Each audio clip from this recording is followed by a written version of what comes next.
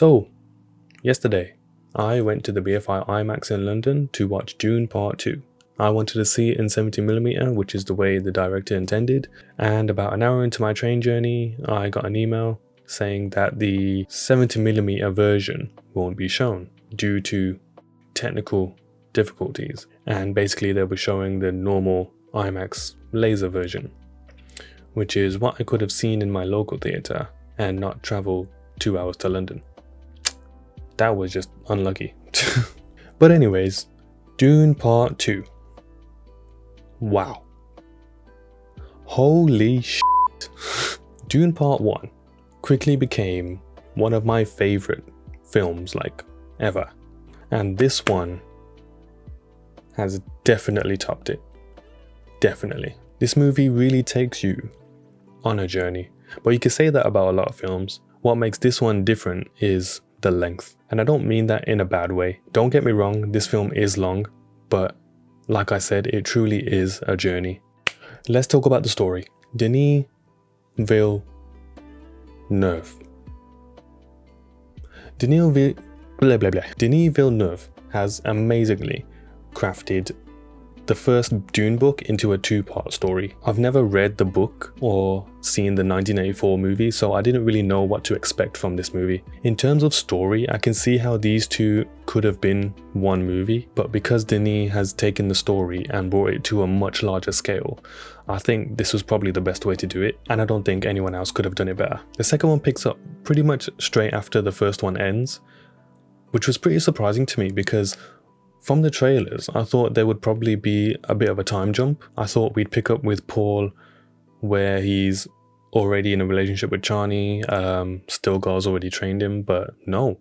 We actually get to see him build this relationship with Chani and the other Fremen, and we get to see his training with Stilgar as well. And like I said, this really does take you on the journey of Paul. For me, I actually found the story quite scary at times, to be honest, because the stakes are that much higher. We get introduced to new characters and see what they're capable of, but also what the characters we already know are capable of, and that is what is scary. The story at times is cryptic, but easier to understand this time around. But unlike the first film, the second part is where things actually start to happen and you're seeing the future unfold right before your eyes. But it is a spectacle throughout, especially seeing this desert power in its grand potential, but not only that, the capability of each and every Fremen warrior. Listen, don't mess with the Fremen, alright? Just don't. Just walk away. Characters and the cast. Timothée Chalamet really shines in this second part as Paul's journey progresses. It's probably the best I've seen Timothy in any role. There will be scenes that will kind of scare you. Like I said, we are going to see what these characters are capable of, which will be scary. The same goes for Rebecca Ferguson as Jessica. Jessica's role in this one is much greater than the first one. From early on, you'll see that her role progresses into something that I wasn't even expecting. Zendaya's character Chani is also very important, and we see from the first one that she's just not a typical love interest to Paul. She is a fierce warrior, and we get to learn her motivations and her beliefs, and again, it's not something that I expected. We learn more about Javier Bardem's character Stilgar, and we learn that he's pretty much the Morpheus of this franchise. We can see from the trailers that he believes in Paul as the Lisan al-Gaib through and through, even if Paul doesn't believe it himself. Now thinking back to the first movie where Stilgar meets the Duke and Paul for the first time, and he says to Paul, "I recognize you." And that makes sense more so now because he's not saying it like, "I've seen you before." He's saying it like, "I recognize you for what you are. You're the chosen one." But apart from that, I think he's like the only comedic relief we get in this film. But you'll see that same relief turn serious because you'll realize the dangers of having these beliefs and that way of thinking. Stellan Skarsgård is back again as the Baron Vladimir Harkonnen. We see more of his ruthlessness, not only to other people, but to his own family as well. Other cast members as well, like Josh Brolin, Charlotte Rampling as the Reverend Mother. We dive more into the inner workings of the Bene Gesserit and their plans, which is where Leia Seydoux' character comes in. But I won't say more than that. Dave Bautista is back as Beast Raban, but I'm actually quite disappointed in his role. We do see him more than we did in the first one, but I feel like his role itself was reduced. I wish I could have seen more of what he was capable of. Whether what we see in this film of him is his character or not, I'm not really sure. Now, the new characters in this. We have to start with Austin Butler as Fade Rotha. Let me tell you, this guy is one scary mother. You can tell from the trailers that this guy just shows no remorse and just kills at will. He's very cutthroat.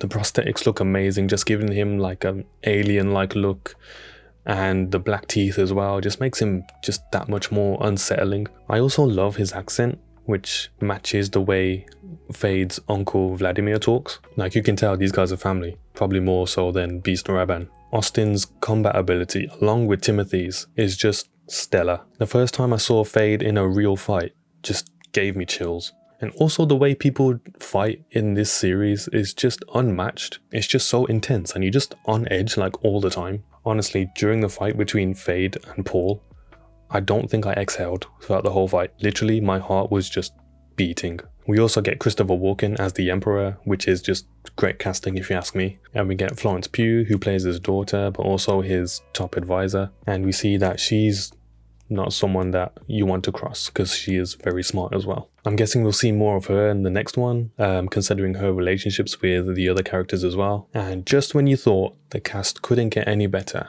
we get Anya Taylor-Joy in a secret role. I won't go into much detail about that, so all I'm going to say is go see for yourself. So all around, the cast is just incredible. It's a no-brainer as to why this film is so good. It's because these performances are put on by such talented artists. Cinematography. Shout out to Greg Fraser, you absolute madman. Just like the first one, this one is undeniably beautiful. Half of it goes hand in hand with the set design and the VFX, which I'll go into a bit later, but the rest of it really sets the bar higher for artistry in cinematography and pushes the boundaries in filmmaking. Specifically, I'm talking about the black and white scenes on the Harkonnen homeworld. Now, this isn't an editing technique. It's not a flashback or a flash forward. And no, it's not Strauss's point of view. That's just how this planet looks at this particular time. You'll understand when you see it. Now, these scenes were filmed with infrared cameras, which before this, I didn't even hear of people doing. Like, who thinks of this shit? The grayscale look on the pale skin of the Harkonnens just makes them pop. Another thing I loved was these light leaks that move over the frame and act as like a smooth transition. Honestly, it was just beautiful to see. Like I said, the cinematography and the set design go hand in hand. But can I just say, the design of the sets, the props, the costumes really stood out for me. You'll see that a lot of attention has been put into the details, like how the different weapons look and how they fire. There was a scene where Paul and some others were, let's say, in a dark place, and they had this floating lantern with them, and the way that this lantern worked and how it casted light just makes me think that they gave extra thought into these little things. And of course, you can't talk about the design of these things without talking about the visual effects, which again were phenomenal. The VFX team deserve all the awards. Seriously. Music. Hans Zimmer. It's a bit obvious to say that this guy just does not miss. Like, I almost want him to make a bad score just so it will remind me that he is actually human and not a musical god.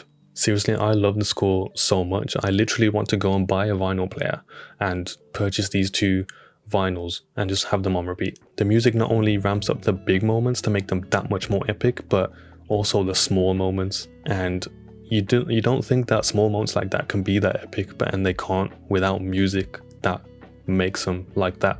Apart from the music, the sound design is actually incredible. The part that stood out to me the most was when Paul rides a worm for the first time. They actually released that scene online, but honestly, it is best to hear that in the cinema. It's just amazing work. Now, things I didn't like. These couple things aren't really like big things to me, because overall it doesn't really affect my experience that much at all, really. But I feel like it's worth noting. You can say that it can feel slow at times, but if you are paying attention and you're heavily invested in the story, then you won't be bored.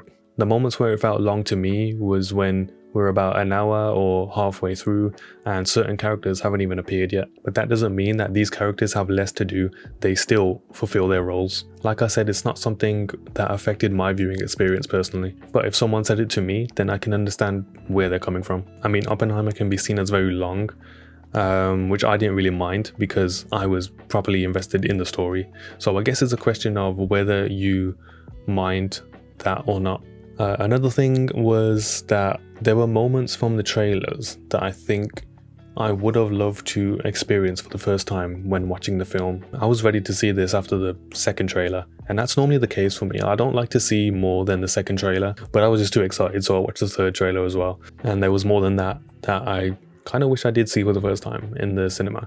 But again, still didn't really affect my overall viewing experience. Overall, for me, this has been a phenomenal experience. Denis Villeneuve has blown me away yet again, which is common for him to do that when it comes to his filmography, and I truly believe that he is one of the greatest directors of our time. Everyone involved in this project deserves the highest amount of praise for all the work that they've put into it. It really shows on screen how dedicated these artists are. And if the third one is as good or even tops this one, then this trilogy will probably go down as probably some of the best movies ever made. So yeah, go and see this movie in the cinema. Don't wait for it to come out on streaming. Head to your local theatre and watch this on the big screen. And if you guys have seen it, let me know your thoughts down below. I'd love to know if you guys agree or disagree with me, whether you have different takes on it as well. Leave a like, subscribe, and thank you guys for watching. See you later, guys.